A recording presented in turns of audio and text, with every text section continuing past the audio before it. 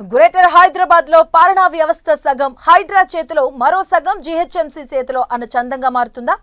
ఇక ఏ పని ఏ శాఖ పరిధిలోకి వస్తుందో క్లారిటీ రావడం లేదా? హైడ్రా ఏర్పడినప్పటి నుంచి బల్దియా అధికారులకు పొసగడం లేదా? ఇక మాన్సూన్ పనులు హైడ్రాకు అప్పగించడంతో వార్ మరింత ముదిరిందా? ఇంతకీ జీహెచ్ఎంసీ హైడ్రా మధ్య ఎందుకు పొసగడం లేదు? హైడ్రా వచ్చిన తర్వాత జీహెచ్ఎంసీకి పనిభారం తగ్గిందా, ప్రాధాన్యత తగ్గిందా? Let's have a look.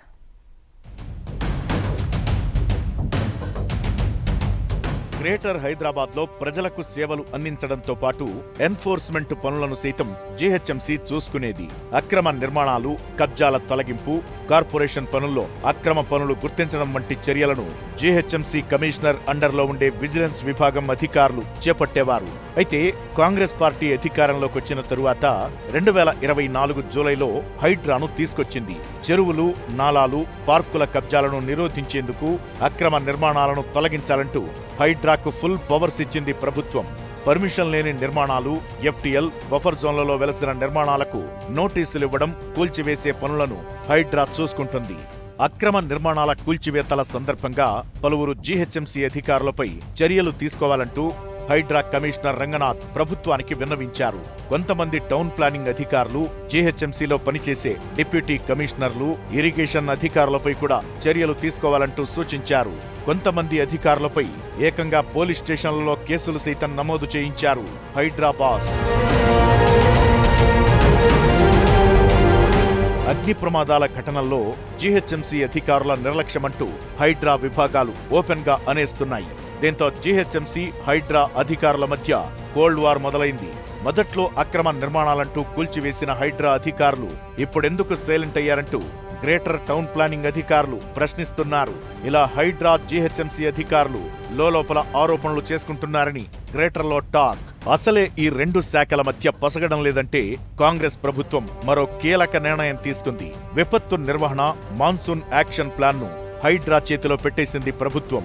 వర్షాకాలంలో వరదలు, ముంపు సమస్యల నివారణ, అత్యవసర సేవల నిర్వహణతో పాటు వరద నీటి నిర్వహణ, నాలాల శుద్ధి, ట్రాఫిక్ నియంత్రణ, చెట్ల తొలగింపు వంటి చర్యలను హైడ్రాకు అప్పగించింది రేవంత్ సర్కార్. అయితే ఇప్పటికిప్పుడు ఈ సమస్యలపై పూర్తి స్థాయిలో పనిచేసేందుకు హైడ్రా దగ్గర యంత్రాంగం లేదు. దీంతో వర్షాకాలం ఎమర్జెన్సీ బృందాలను మాత్రమే నిర్వహిస్తామంటూ హైడ్రా అధికారులు మున్సిపల్ డిపార్ట్మెంట్ ఉన్నతాధికారులకు తెలిపారు. దీంతో నాలాల పూడికతీత పనులు మళ్లీ జీహెచ్ఎంసీ చేతుల్లోకి వచ్చాయి. ఇటీవల కురిసిన భారీ వర్షాలకు మలక్పేటలో మురుగునీరు రోడ్లపైకి వచ్చి చేరింది. మరమ్మత్తు పనుల్లో హైడ్రా కమిషనర్ ఎంటర్ అయ్యారు. పనులు వెంటనే పూర్తి కావాలంటూ వాటర్ బోర్డు, జీహెచ్ఎంసీ ఉన్నతాధికారులకు ఆదేశాలు జారీ చేశారు. హైడ్రా ఆదేశాలు ఆయా విభాగాల్లో చర్చకు దారితీశాయి.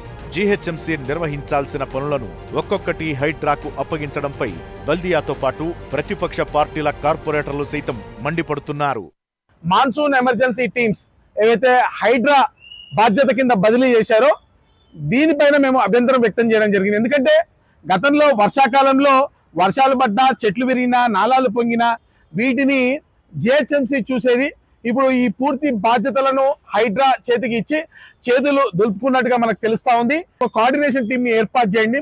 ఇటు హైడ్రా వారిని, జిహెచ్ఎంసీ వారిని, కార్పొరేటర్స్ ని కూడా పిలిచి మాన్సూన్ లో ఎటువంటి ఎమర్జెన్సీస్ తలెత్తే అవకాశం ఉంది, ఏ ఎమర్జెన్సీని ఏ విధంగా హ్యాండిల్ చేయాలి, ఫస్ట్ పాయింట్ ఆఫ్ కాంటాక్ట్ ఎవరు, ఒకవేళ ఫస్ట్ పాయింట్ లో అది రిజాల్వ్ కాకపోతే ఎస్కలేషన్ పాయింట్స్ ఎవరు. వర్క్స్ షేరింగ్ తో పనులు వేగవంతమవుతాయి. మరోవైపు ఒక శాఖపై పని భారం తగ్గుతుంది. కానీ రెండు శాఖల మధ్య సమన్వయం ఉన్నప్పుడే ఇది సాధ్యమవుతుంది. లేదంటే తమ శాఖపై మీ ఆధిపత్యమేంటనే భేదాభిప్రాయాలు మొదలవుతాయి.